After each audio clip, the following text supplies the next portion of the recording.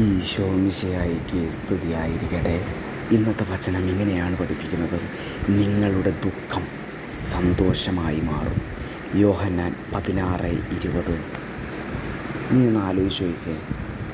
നമ്മുടെ ജീവിതത്തിൽ നമുക്കെല്ലാവർക്കും ദുഃഖം ഉണ്ടായിട്ടുണ്ടായിരിക്കും. എല്ലാവരും എപ്പോഴും സന്തോഷിച്ചിരിക്കുമോ? ഇല്ല, ദുഃഖമുണ്ടാകും. എന്നാൽ കർത്താവ് വചനത്തിൽ പറയുന്നത് എന്താണ്? നിങ്ങളുടെ ദുഃഖം സന്തോഷമായി മാറും. എന്നാൽ ഈ വചനം കേൾക്കുമ്പോൾ നിനക്ക് ദുഃഖം തോന്നുകയാണ്, നീ ഓർക്കണം, എൻ്റെ കർത്താവ് ആ വചനത്തിൽ പറയുന്നുണ്ടല്ലോ, ദുഃഖം സന്തോഷമാക്കുന്നു. കർത്താവിനോട് യാചിക്കുക, കർത്താവേ, ഈ ദുഃഖം സന്തോഷമാക്കി തീർക്കണമേ എന്ന് യാചിക്കാം. അവിടുന്ന് അത് കേൾക്കും. അത് നിനക്ക് സാധിച്ചു തരും.